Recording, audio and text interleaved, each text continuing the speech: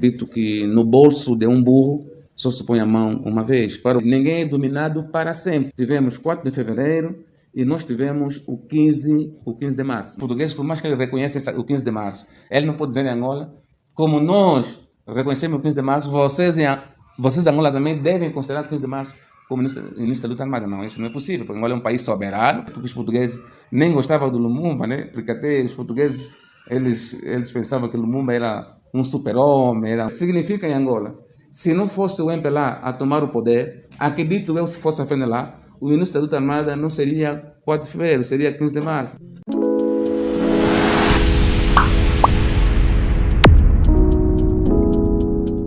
Mais uma vez, boa tarde, boa noite, bom dia a todos os nossos intervenientes da Ciência da Educação. Hoje viemos à casa do Dr. Costa. Dr. Costa, muito boa tarde. Boa tarde, sim, muito obrigado pela escolha. Pronto, nós a quem agradecemos por nos ter aceito em vossa residência para falarmos então aquilo que é uma das datas históricas de Angola, o 15 de março. Vamos a isso, doutor? Sim, sem nenhum problema. É uma data muito importante, embora sendo uma data pouco divulgada, pouco falada. E como vocês pensaram em recordar-se essa data, é uma mais-valia para a nossa história e para o povo angolano, para o país em si. Exato. Doutor, após o término da Segunda Guerra Mundial, a ONU orientou que os seus membros deixassem as suas colônias em todos os países onde tivessem colônias, né? E Portugal era um dos membros da ONU. Mas o que se parece é que Portugal resistiu em deixar as suas colônias. Sim. E a que se deve, no entender do doutor, a que se deve essa resistência que Portugal teve? Segundo a história, Portugal não quis deixar as suas colônias porque era as suas fontes, né? A colônia, é na colônia onde havia as suas fontes de rendimento, visto que Portugal é um país que, em termos de recursos naturais, em termos de recursos humanos, Portugal não tem assim, não tem muitos recursos. Então, assim que a ONU impôs a lei que todas as potências europeias deviam deixar as suas colônias, Portugal resistiu. Exato. Basta ver que as colônias portuguesas foram as últimas a ascenderem as suas independências. Exato. Devido mesmo a esta resistência. Então, por que Portugal não quis deixar? Por causa da fonte, até porque eles consideravam Angola como a joia da coroa portuguesa. Exato. Porque para o colono português, depois do Brasil, em 1822, conseguir a sua independência, então passaram a prestar mais atenção a Angola. Mas antes do Brasil ser independente, acredito eu que a joia da coroa portuguesa era Brasil, mas Brasil tem riqueza para Angola. Então, para o governo português, até eles poderiam deixar Moçambique, Cabo Verde, mas Angola não fazia parte da sua agenda, porque Angola, é do nosso conhecimento, que Angola é um dos países no continente africano, quiçá no mundo inteiro, que tem muitos recursos, né? Até porque há recursos do nosso país que não são conhecidos, que nós não conhecemos, há recursos que não são explorados, mas eles conhecem esse recurso. Então, essa razão que Angola é um país muito apetitoso, até hoje, nós temos constatado. Então, doutor, era justo que os angolanos reclamassem, que se rebelassem para que conseguissem a independência? Se sim, queríamos que o doutor fizesse aqui a introdução das 3 primeiras revoltas que houve em Angola. Sim, era justo, né? Porque tem-se dito que no bolso de um burro só se põe a mão uma vez. Para o governo português, eles achavam que os angolanos eram burros, achavam que os angolanos eram animais, até porque eles viram com a política do indígena e do assimilado. Para eles, o indígena era aquele que não aceitou adotar a cultura portuguesa ou europeia, e o assimilado era aquele que deixou tudo que era cultura africana, angolana, e seguir a cultura europeia. Eles criaram essas duas franjas da sociedade, né? 2 cidadãos, o indígena e o assimilado. Mas, no fundo, era simplesmente uma forma de dividir para melhor reinar, né? Porque o indígena era angolano, sim, e também o assimilado era angolano. Exato. Mas como tinha essas 2 divisões que eles criaram aí, e depois o indígena tornou-se inimigo do assimilado, né? Essa é a razão que o Ayanga Chito, na sua obra, o ministro, ele fala que o inimigo do angolano é o povo angolano. o inimigo do preto é o próprio preto. Então, era justo, né? Era justo, porque ninguém é dominado para sempre. Quem é dominado, um dia sempre vai se revoltar. Porque quem domina o outro, por vezes pensa que essa dominação será eterna, porque ele pensa que essa pessoa nunca vai se equipar militarmente ou intelectualmente. Por vezes eles pensam que essa pessoa nunca vai crescer, mas essa pessoa quando cresce, quando se equipa, quando ganha outra maturidade, então essa pessoa vai se revoltar. Então foi muito justa os nossos nacionalistas lutarem contra o governo português. Agora veja qual é a contradição. O governo português considerava os nacionalistas angolanos como terroristas. Exato. Imagine alguém que lutava para a sua autodeterminação, lutava para a sua independência, lutava para a sua liberdade no seu próprio país que vocês invadiam, mas eles chamavam os angolanos que se revoltassem como terroristas. Quer dizer, eles é que eram terroristas, né? Mas se eles consideravam terroristas é porque eles acharam que esses tipos, esses patrícios, vão receber as suas terras e é de lá onde nós conseguimos as nossas economias, né? Exato. Então, com aquela ganância, aquela gana, aquela raiva, eles consideravam os africanos, os angolanos como terroristas, mas eles é que eram terroristas. Então, houveram muitas lutas, né? Mas aqui, o nosso caro jornalista, posso dizer assim, porque quem entrevista é jornalista que pode não ser de profissão, mas é um Exato. jornalista que quer saber algumas informações.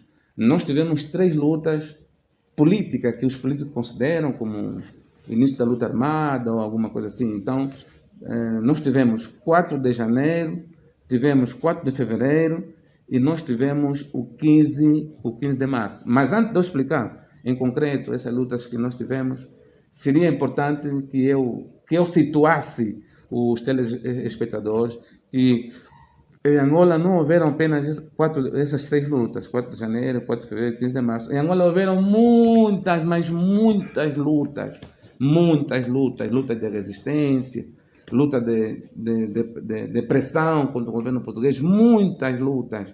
Só que mais tarde, quando surgiram os movimentos de libertação, surgiram lutas que foram perpetuadas pelos movimentos de libertação. Exato. É dali onde os movimentos de libertação hoje falam dessas lutas, porque foram eles que dirigiram, esquecendo as outras lutas que tiveram. Exato. Mas isso até pode-se aceitar na história, porque em todos os países do mundo que foram colônias, eles tiveram muitas lutas, mas eles só escolheram uma como o início da luta armada da libertação. Que é 4 de fevereiro. Sim, não, no caso de Angola, escolheu-se o 4 de fevereiro. Significa em Angola, se não fosse o MPLA a tomar o poder, acredito eu, se fosse a FNLA, o início da luta armada não seria 4 de fevereiro, seria 15 de março, porque foi a FNLA que dirigiu a luta de 15 de março. 15 de março. Okay. O mesmo também poderia acontecer com a UNITA. Também a UNITA tem a sua data, que é o início da luta armada, que eu até me esqueço qual é, não posso falar aqui por enquanto, passou-me pela mente. Mas um dia falaremos sim, disso, falaremos sobre isso. Tem registro, tem isso, mas não estão em mente nessa altura. Eles também têm a sua data do início da luta armada de libertação. Agora, se tivermos que falar de forma em concreto, aqui o nosso tema é 15 de março. Exato. Mas, antes de falarmos do 15 de março, vamos dar uma pincelada no 4 de janeiro. Quem efetuou, quem teve em frente do 4 de janeiro foram camponeses. Não estavam ligados a nenhum movimento de libertação. Exato. 4 de janeiro foi uma revolta dos camponeses devido ao maltrato que eles sofriam lá na Baixa de Cassange. E falar-se da Baixa de Cassange não é falar somente de Malães, porque a Baixa de Cassange envolvia Malães, envolvia as Lundas, envolvia uma parte do Congo Democrático, da RDC. Exato. Todas essas áreas que envolviam a Baixa de Cassange, pronto, faziam parte da Baixa de Cassange. Então, a Baixa de Cassange não é só Malães, mas vamos também dizer que, geograficamente, a maior parte dos territórios da Baixa de Cassange encontra-se na província de Malães. Então, foi simplesmente uma revolta dos camponeses. Mas quem esteve em frente dessa revolta, quem foi o mentor, quem deu força, foi um nacionalista chamado Antônio Mariano. Infelizmente, fala-se pouco dele. Ele foi um membro da UPA. Ele esteve no Congo, Leopoldville, no Congo, RDC. Ele acompanhou a independência da RDC. E até há relatos que dizem que ele, para ir até a Baixa de Cassange, incentivar, mobilizar os camponeses para fazer uma revolta, que essa terra é nossa, que ele até lavou os camponeses para terem força. Exato. Ele dizia que eu vou lavar vocês, e quando nós fomos enfrentando o colono português, eles podem fazer tiro, eles podem fazer tiroteio, mas não vai nos atingir. Então foi o Antônio Mariano. Esse Antônio Mariano foi membro da UPA. Exato. E o mesmo também aconteceu com 4 de janeiro. Não, o mesmo aconteceu com 4 de fevereiro. Quem foi o mentor? Segundo a história, tem relatos, embora que possa não haver um consenso, né? Um consenso quanto a isso. Mas quem foi o mentor do 4 de fevereiro foi o Cônego Manuel das Neves. O Cônego Manuel das Neves era afiliado a qual movimento? UPA, ele foi da UPA. Ele foi um dos membros de proa da UPA. Ele foi monsenhor, ele foi padre da Igreja Católica. Ele nasceu em Golongo Alto, ele ajudava muito a UPA. Mais tarde também foi ajudando os outros movimentos de libertação. E depois entramos concretamente naquele que é o nosso tema de hoje. 15 né? de março. Que é o nosso tema Antes 15 que de março. entremos, Sim. Quero questionar o doutor que falasse sobre a criação da própria A UPNA. UPNA. Sim, a UPNA como movimento surgiu no Congo Leopoldville, né? Que era o Congo belga, né? Que é hoje a RDC. A UPNA surgiu em 1954. Surgiu em 54.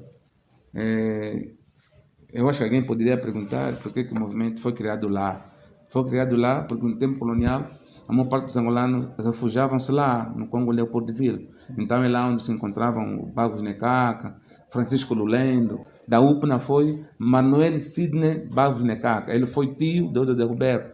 Eles se encontravam lá no Congo como refugiados. E eles acompanhavam a evolução da política congolesa, né? Eles acompanhavam. Então, acredito que muitos deles também participaram na luta de libertação do Congo, é lá onde eles estiveram, juventude, participaram.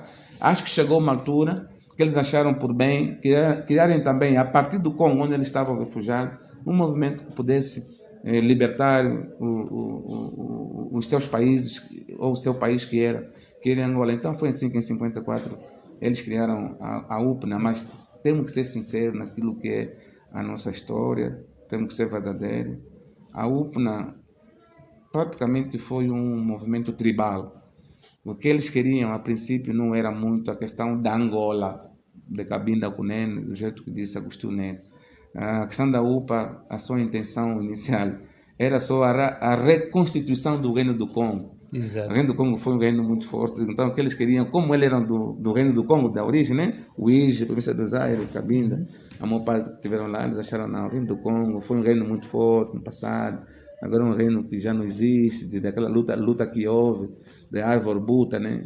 Então, o Reino do Congo já não tinha muito impacto assim. Então, o que eles queriam é uma restituição do Reino do Congo. Então, foi assim que eles criaram a UPNA, mas depois eles foram aconselhados, né? Em Accra, em 58, pelo Francis Fanon, que foi ele foi um antiliano, mas tinha nacionalidade argelina. Foi aconselhado também por Aimé Sékou Touré, foram também aconselhados pelo Kwame Nkrumah, como Abdel Nasser, foram aconselhados que esse nome de UPNA é um nome que, em vez de congregar, afasta mais os movimentos de libertação. O que nós precisamos agora em África é que haja movimentos de libertação. Então, como é que vocês abrem um movimento com o nome de União dos Povos do Norte de Angola? Se o que nós queremos em África é unir todos os movimentos, todos os africanos, para fazermos uma luta única.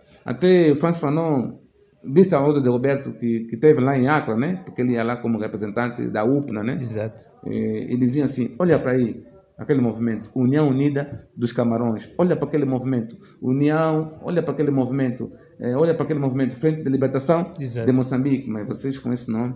Então foi assim que quando ele regressa lá na sede do movimento, lá no Congo Leopoldville, hoje RDC, então ele falou com os mais velhos e eles acharam conveniente a ideia e mudaram o nome. Então 58 passou a ser UPA, União dos Povos de Angola, né? UPA, União dos Povos de Angola. E também era justo porque, afinal de contas, o UPNA foi como o único representante legal de Angola, na altura. Sim. Uma vez que não existiam ainda os outros movimentos de libertação. Mas mesmo assim, para alguns nacionalistas, que são afetos a MPLA e uns também não são afetos a MPLA, eles dizem que a UPNA não surgiu propriamente em 54, surgiu em 57. Mas dá para ver que essa é uma luta já dos políticos. Pronto, né? É uma luta política. Se para os políticos de outros movimentos, se surgiu em 57 Sim. e depois o MPLA se surgiu em 56, então o primeiro movimento a se preocupar em libertar Angola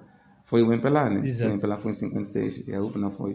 Mas é uma luta que não vamos entrar, mas para aqueles que são mentores da UPA, da FENELA, UPNA, que até agora vivem, eles dizem, afirmam categoricamente, existem documentos que quem for, ou que a UPNA surgiu em 54 e ponto final, é que eles defendem.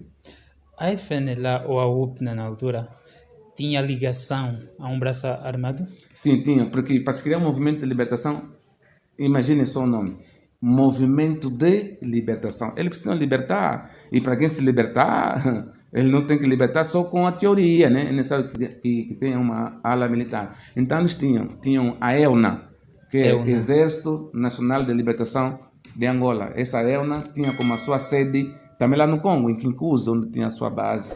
E deixa que eu diga cá, que era um braço armado muito forte. Muito forte. Em termos de luta armada, em termos de ala militar, entre os movimentos que existiram em Angola, as forças mais ativas, mais fortes e que mais trabalho deram ao governo português foi o EUNA. Eles tiveram apoio de um país? Sim, tiveram apoio dos Estados Unidos, tiveram apoio também do Congo Leopoldville, hoje RDC, tiveram também apoio de alguns países do leste, alguns países sim, tiveram apoio também. Sim. E esses, como é que eles conseguiam, por exemplo, efetuar os seus treinos, uma vez que o território angolano era dominado pelos Não, o treino era em portugueses? Kikuzu, essa base de Kikuzu encontrava-se na RDC. Ok. E a RDC já era, porque o RDC tornou-se independente aos 30, né? Aos 30 de junho Sim, de 1960. Então, exato. afinal, lá surgiu, né? Um ano Não, a depois. UPA surgiu em 58, né? Sim. Depois surgiu a FENELA em 62. Então, lá no Congo era a casa deles.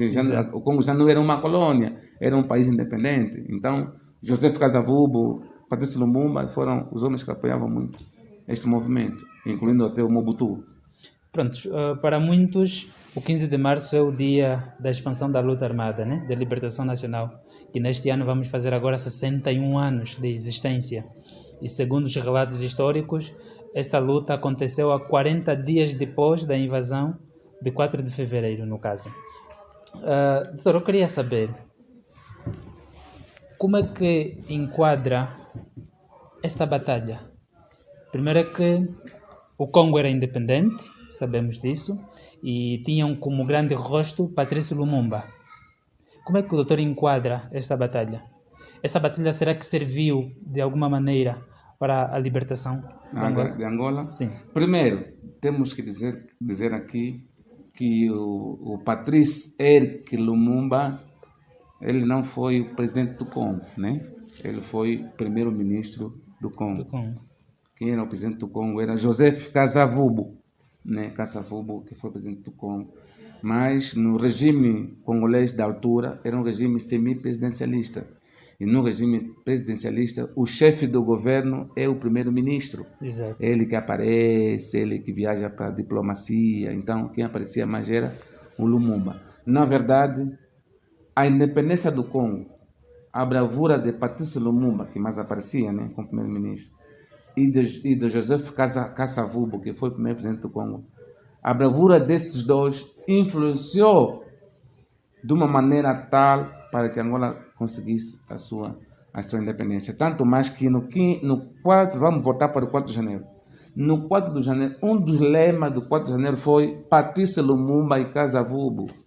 Há quem diga que quem orientou Antônio Mariano a Baixa de Caçãs, para lavar, para incentivar, para que eles revoltassem, foi José Kasavubu. Então significa, quando eles fossem atacar, tanto faz no 4 de fevereiro, porque também teve a mão do Lumumba, 4 de fevereiro e o 15 de março. Eles, quando fossem atacar, eles iam com o nome de Lumumba Kasavubu. Em outras palavras, nós estamos a lutar em nome, nós estamos a lutar por intermédio de uma força de alguém que nós Exato. admiramos, que é o Lumumba, E o caso que do mesmo jeito que Lumumba, Kasavubu, conseguiram independência para o Congo, também vai temos conseguir certeza que agora. vamos conseguir. Até porque os portugueses nem gostavam do Lumumba, né? Porque até os portugueses, eles pensavam que Lumumba era um super-homem, era um sobrenatural, que ele não andava, ele flutuava, a qualquer momento ele aparecia.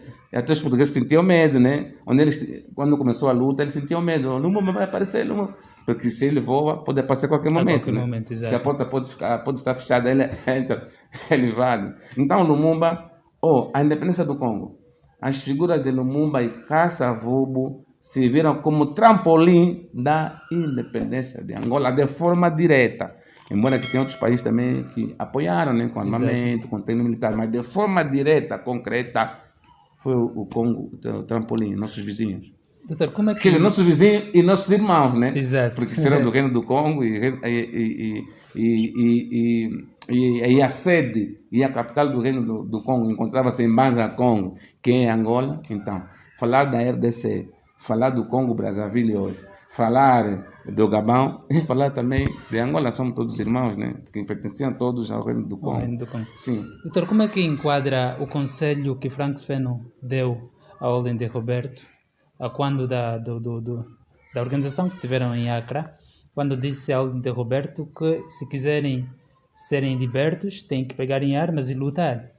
O movimento deve partir por essa agressão de armas. Como é que o doutor entende esse aconselhamento que o Franco Fanon terá dado à Ordem de Roberto? Sim, na verdade, este conselho havia chegado em boa hora, num bom momento, porque Frantz Fanon foi uma figura muito conhecida. Ele foi um grande diplomata.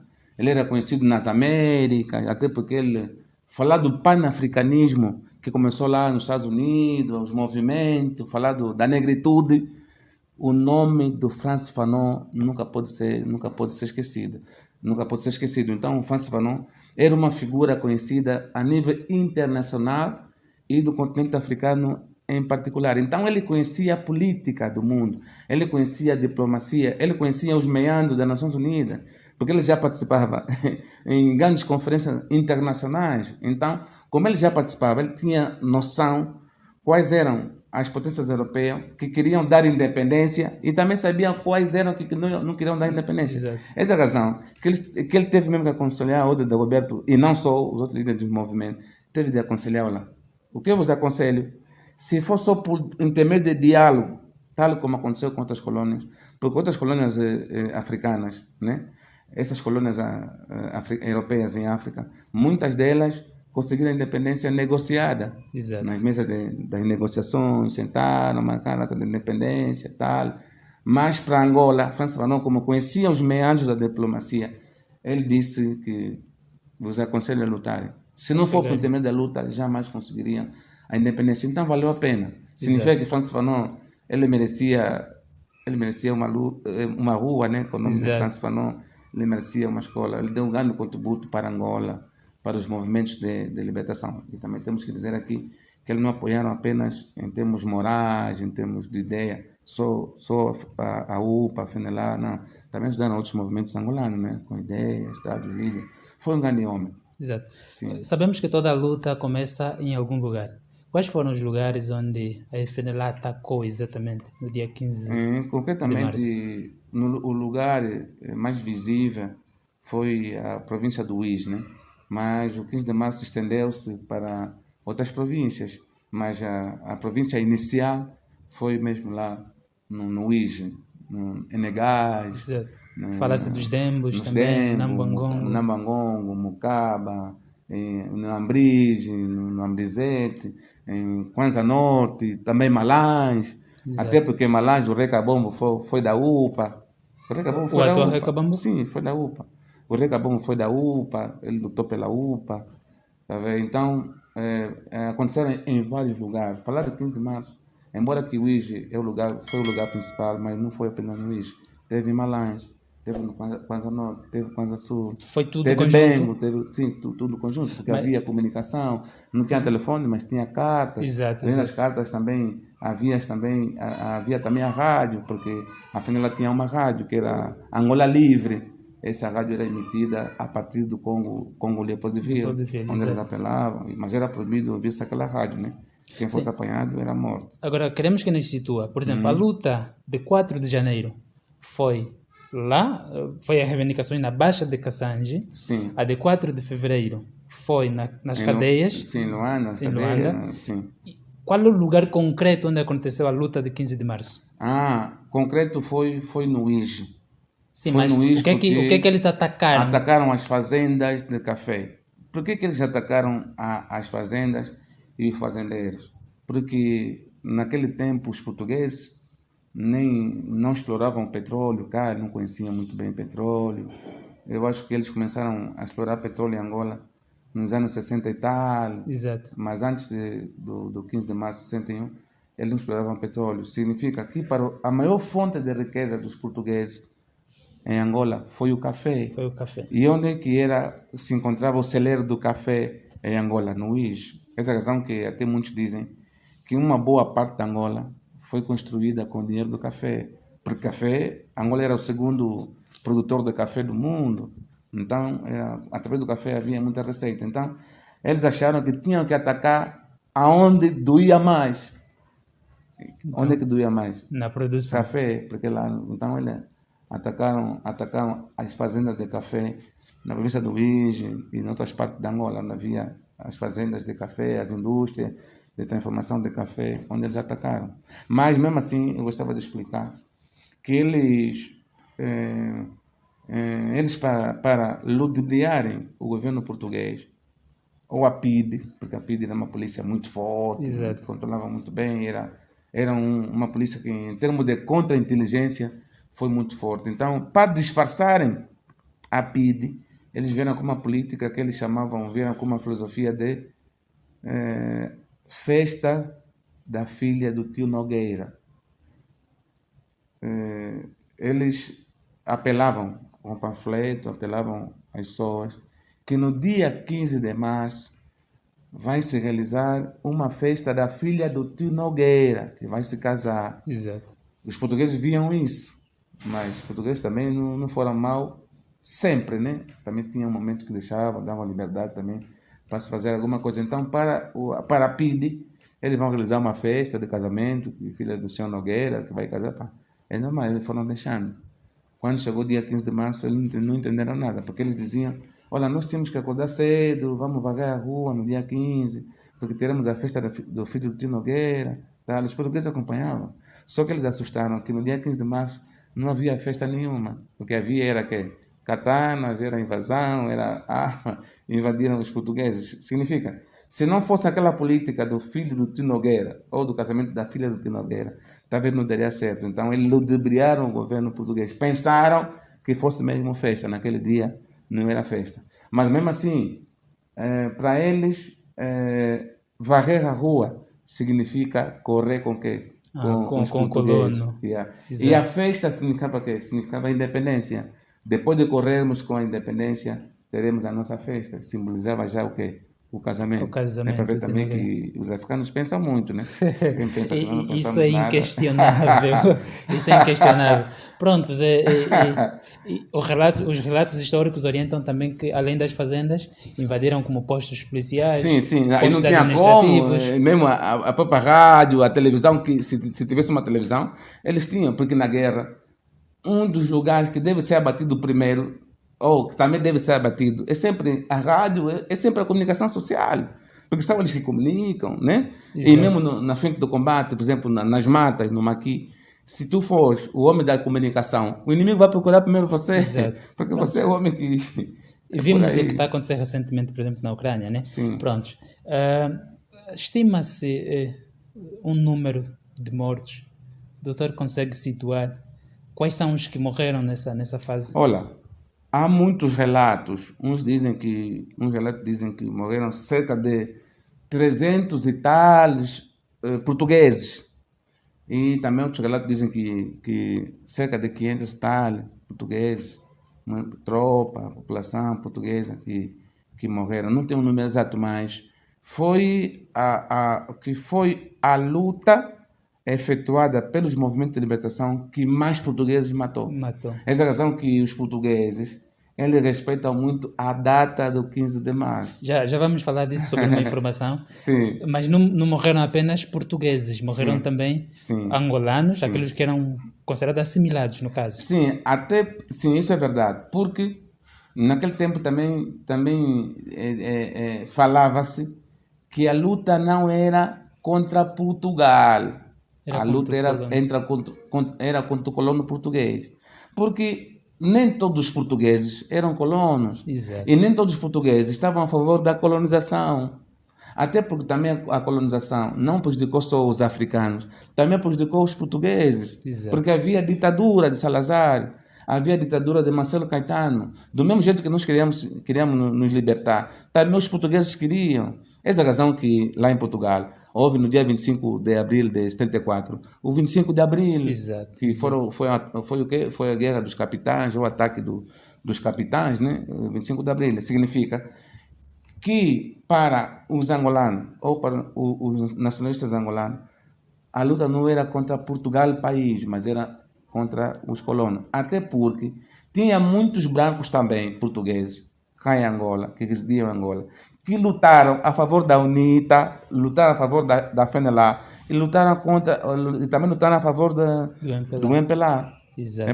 E outra coisa, também havia angolanos que eram assimilados, que depois também tinham um estatuto social muito elevado, que Exato. também tinham fazendas. Esses angolanos também eram colonos, como o povo colono branco. Exato. Então, quando Exato. surgiu a luta não correu apenas os portugueses, os brancos, também correram os colonos negros angolanos. E também tinha colonos que eram cabo-verdianos, que estavam cá. Também havia colonos que eram santomenses, que estavam cá. Todos esses fugiram. Tem um livro aí, Memória do Mais Velho Vandune, que ele fala disso. Ele até diz que seria bom que o país perdoasse essas pessoas, porque essas pessoas, como também foram colonos, então no tempo da luta de libertação, eles não tinham como manter-se em Angola. Muitos tiveram que fugir para Portugal, uns foram para Namíbia, uns foram para a África do Sul, que já não tem como voltar. Ela tem apela, não. É terra deles, envelhecer na terra do outro é muito perigoso. Eles podem voltar, mas só que muitos deles estão com remorso, né? Porque eles próprios sabem que eles traíram, que eles também eram colonos com os angolanos, então não tinham como. Até porque muitos brancos que eram a favor dos negros, eles não fugiram. Para vermos que tinha lógica quando se dizia que a nossa luta não era contra Portugal, era contra os colonos. Tinha lógica, porque muitos brancos não foram embora. Muitos brancos, depois da independência, continuaram em Angola. Exato, porque Agostinho Neto sabia disso, ele sabia que tinha brancos que não eram colonos, ele sabia. E ele também sabia que tinha negros que eram colonos.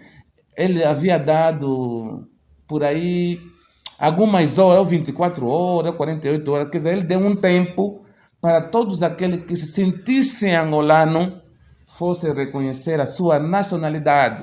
E muitos brancos, por exemplo, no Kwanza Sul, em Benguela, na Huila, nós temos visto que lá tem muitos irmãos brancos lá. Eles são um branco que é angolano, porque eles nasceram em Angola. E ainda que não nasceram em Angola, mas viviam em Angola. E houve aquela abertura de Agostinho Neto. Então muitos deles também adquiriram a nossa nacionalidade. Mas só adquiriu aquele que não era colono.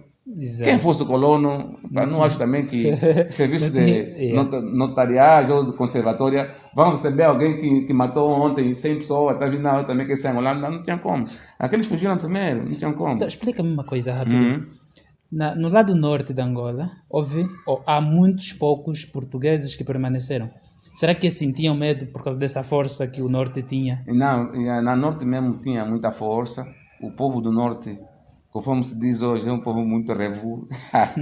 É um povo muito revu, é um povo que analisa muito, é um povo que antes de obedecer uma ordem, primeiro analisa. Exato. Se vale a pena ou não. Se não vale a pena, eles não obedecem. E normalmente, quem gosta de dominar, ele gosta de um povo mais humilde e tal. E o povo do sul não são burros, né? Eles não são burros. Eles não Só são são mais burros. pacíficos. São mais pacíficos, eles foram mais pacíficos. Essa é a razão que eles foram lá, instalaram-se lá e reproduziram-se lá, né? Tem muitos angolanos que são mestiços, que são brancos na parte sul, né? Na Exato. parte norte não tem muitos São mestiços, muito tem, poucos. mas não é muito reduzido. Vê-se pela história que António Salazar ativou a força da repressão militar, no caso a PIDE, para que voltassem a ocupar os postos que eram retomados ou que tinham sido retidos pela UPA. Será que a FNLA ou a UP na UPA intimidou tanto assim Portugal até chegar a esse ponto? Muito. Ela foi muito forte. Um dos movimentos mais fortes que Angola teve era a mesma UPA. A UPA foi um movimento muito. Falar da UPA, né, temos que fazer recordar a nossos irmãos. Falar da UPA hoje é falar da FNLA. Foi um movimento muito forte. Foi muito forte politicamente e foi muito forte militarmente. Porque eles tinham Exato. grandes aliados. Eles tiveram grandes aliados, eles tinham muita experiência. Outro de Roberto já participava em grandes conferências das Nações Unidas. O primeiro angolano, ele foi um grande diplomata. Ele já participava.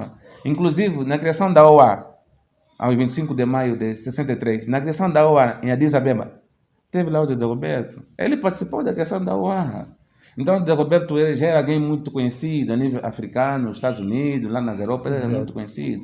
Então, a UPA era um movimento mesmo que deu muita tarefa ao governo português. A PIDE, né? A PIDE já não tinha como retomar, já não tinha como. E depois do Salazar, né? Salazar depois morre, né? Salazar morreu em 70, mas antes de morrer em 70, em 68, ele teve um acidente. E ele depois perdeu um pouquinho a memória, né? Teve um derrame cerebral. E entrou Marcelo Caetano, em 70. E Marcelo Caetano já não conseguiu também dar conta do governo português do mesmo jeito que Salazar dava conta, né? Exato. Então, já não tinha como. Portugal já não tinha como. Ainda que eles quisessem, por mais que eles quisessem retomar os comitês, os postos, não, já não tinham como. Pronto. Já não tinham como. Sim. Então é por isso que para o governo português o 15 de março teve muito mais impacto do que as outras lutas anteriores. Eles consideram muito o 15 de março, porque morreu muitos portugueses morreram, muitos portugueses fugiram de bandada, eles cortavam a cabeça. Imagina eles cortar a cabeça, eles pegavam bebês, a UPA pegava o bebê, né, filho dos brancos ou do negro mais colono, né? Exato. Atiravam ao ar, quando tivesse a descer com katana, iam os cortejar. Era assim que acontecia. E que muitos dizem que houve exagero da FNLA, muitos dizem que houve exagero, mas para mim não houve nenhum exagero, né? Simplesmente houve uma retaliação, porque dizem que cada ação tem uma reação, né? Também a PIDE, quando fizesse as suas coisas, eles não escolhiam bebês, crianças, não. Eles só matavam todo mundo. Então, é por aí. Eu estive a ver ontem uma informação, passada pela TVI 24, do ano passado, no caso, em comemoração do 15 de março, onde alguns coronéis e oficiais da altura que lutaram consideram o 15 de março como o início da luta de libertação nacional. O doutor concorda com isso? Concordaria se a FNLA fosse o governo, né? De 75 até hoje, se ele fosse governo e ele dissesse que é o 15 de março, dia de luta armada, nós temos que concordar, né? E como também o MPLA assumiu o poder do nosso país em 75, também nos trouxe a data do 4 de fevereiro e nós aceitamos, né? Nós só temos que aceitar aquilo que é oficial. Agora, se eu concordo ou não, porque acho que não concordo, porque temos uma data que é oficial, que é o 4 de fevereiro, então eu não concordo, mas para a FNLA, ou os membros afetos à FNLA, não, para eles é o 15 de março, porque eles são da FNLA e eles também defendem, né? Mas também quem é do MPLA, eles defendem 4 de fevereiro, foi o início da luta armada, e eles também defendem que o MPLA não foram simplesmente nacionalistas, né, que se revoltaram, mas foram mesmo MPLA movimento. Mas o da FNLA não aceitam isso. Dizem que não foi MPLA, mas foram nacionalistas, que lá tinha pessoas afetas a FNLA, aos outros movimentos. Uns também não tinham nenhum movimento. Então, para os políticos, né, se eu fosse para a FNLA, eu diria sim, é mesmo 15 de março. Mas eu não sou da FNLA, eu sou mais por Angola, né? Sou mais por Angola. E sendo mais por Angola, e também, como Angola tem datas oficiais, por mais que nós não concordemos, mas nós temos que aceitar. Então, eu concordo que o início da luta armada, naquilo que é oficial, é o 4 de fevereiro de 61. E também, se fosse FNLA, repito, eles também teriam dito que fosse o 15 de março. E nós também deveríamos aceitar, né? É só por aí. Nesse caso, se o MPLA deixar de ser governo, eventualmente, que seja a FNLA ou a UNITA assumir o partido, há tendências de mudança de data? De 4 de fevereiro para uma outra data?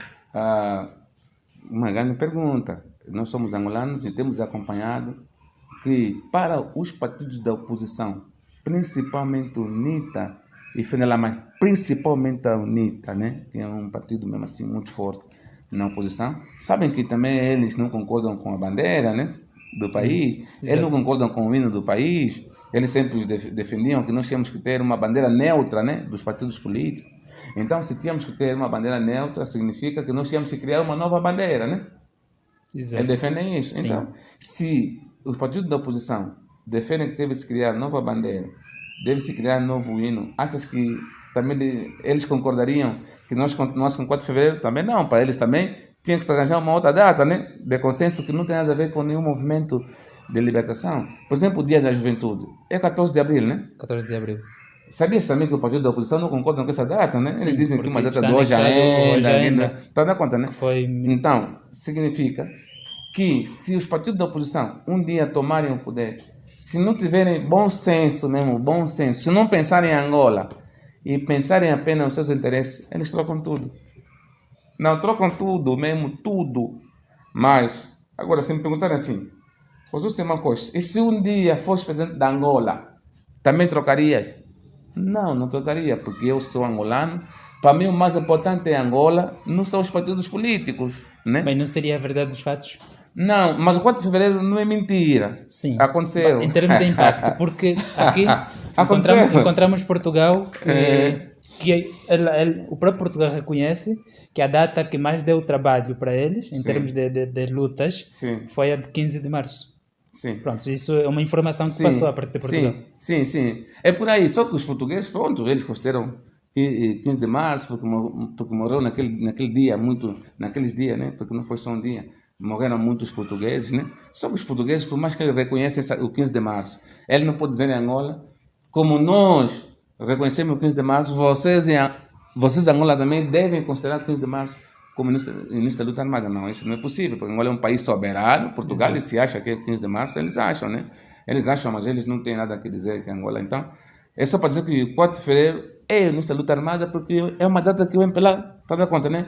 Que escolheu. Mas agora, para o bem da Angola, para não criarmos confusão na mente dos estudantes, das pessoas, que já sabem que foi o 4 de fevereiro, não acho muito justo para Angola, não acho muito justo chegar um novo partido no poder e mudar tudo, muda a bandeira, muda o hino, depois temos que fazer publicidade ao mundo, que aquela bandeira, que esse país, o que foi Angola ontem, a bandeira agora é essa. Exato. Para mim essa é a confusão. Eu sendo angolano, essa é a minha opinião.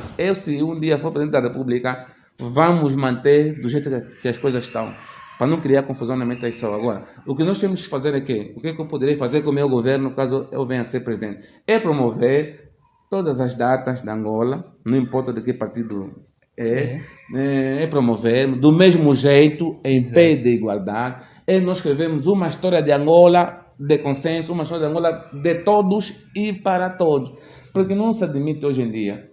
Os do MPLA dizem que essa aqui é a história verdadeira, somos, né? Mas os da FNLA dizem que a história que o MPLA conta não é a verdadeira. Também a UNITA diz que a história que o MPLA conta não é a verdadeira. Nós já conhecemos a história. Isso também. Quem sofre é Angola, que sofre é o país, é Angola. Pronto, o país sofre, não tem como. Já para terminar, uma última questão. Por que os movimentos na altura não se uniram tiveram uma única luta. Uma única Para frente, que, né? uma única frente para que fossem mais fortes. Primeiro, tribalismo. Segundo, luta pelo poder. Todos os movimentos de Angola queriam ser poder. E também havia mesmo tribalismo. E até agora posso afirmar categoricamente que existe tribalismo no seio dos movimentos de libertação. Não vou citar, mas hoje vou chamá-los de partidos políticos. Há tribalismo aí dentro em todos os partidos. Então, por causa disso, eles não tinham como se unir, porque eram de etnias diferentes.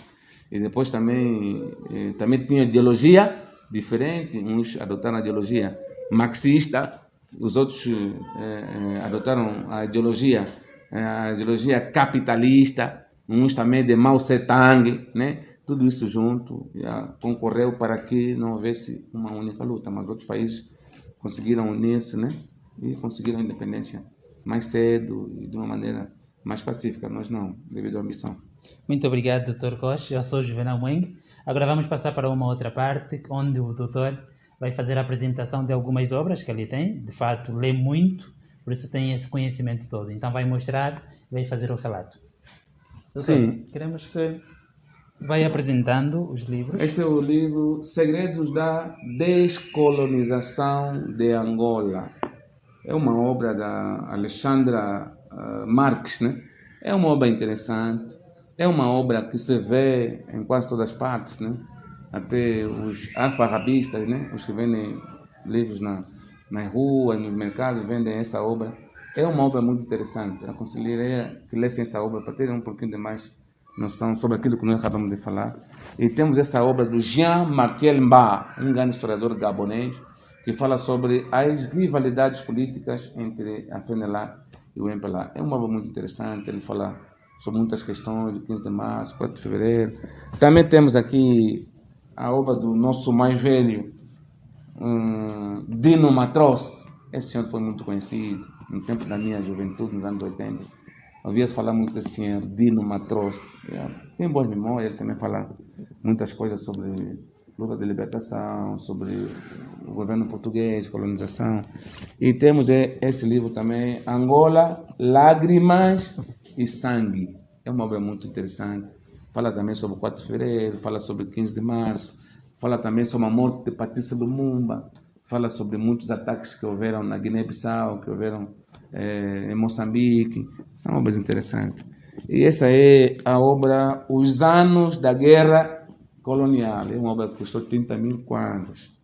Essa é uma obra que relata os acontecimentos mais importantes das colônias ou das ex-colônias portuguesas em Angola. É um livro muito interessante. E aqui tem muitas verdades. Porque quem escreveu isso foi um português que viveu de perto os acontecimentos do 4 de fevereiro, de tudo quanto se passou em Angola, e ele escreveu. E temos aqui o livro da Lila Cabrito Mateus, né? E Álvaro Mateus, casal, Angola 61. Também fala muito sobre 4 de fevereiro, 15 de março, e fala muito do 4 de janeiro. E temos aqui a gênese do nacionalismo angolano. Também aqui fala de quase tudo que aconteceu em Angola, fala dos líderes dos movimentos de libertação, ele fala sobre a criação dos movimentos de libertação, né? É uma obra muito interessante do Edmundo Rocha. Esse Edmundo Rocha foi um dos fundadores do MPLA. Essa é a obra do Lucas Ngonda. É uma obra muito interessante. O nosso professor, que ontem foi o presidente da FENELA, hoje já não é, né? Já não. Hoje agora é o Nimi Asimbe, né?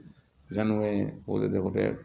Já não é Lucas Ngonda. Lucas Ngonda é alguém muito contestado como político, mas eu gosto muito dele como acadêmico. Essa é uma grande obra. Se ler essa obra, você vai encontrar aqui muitas realidades. É por aí. Muito bem. Termina então aqui uma nova fase, ou seja, a primeira edição dos fatos históricos de Angola e da África, e vamos ter um novo fato daqui a pouco, uma vez por semana. Muito obrigado, Dr. Costa. Muito obrigado, muito obrigado. Vamos estar juntos sempre. Sim, muito obrigado, sou ciência. Muito obrigado. Pela escolha. Obrigado, se inscreva no nosso canal e até lá. Estamos juntos.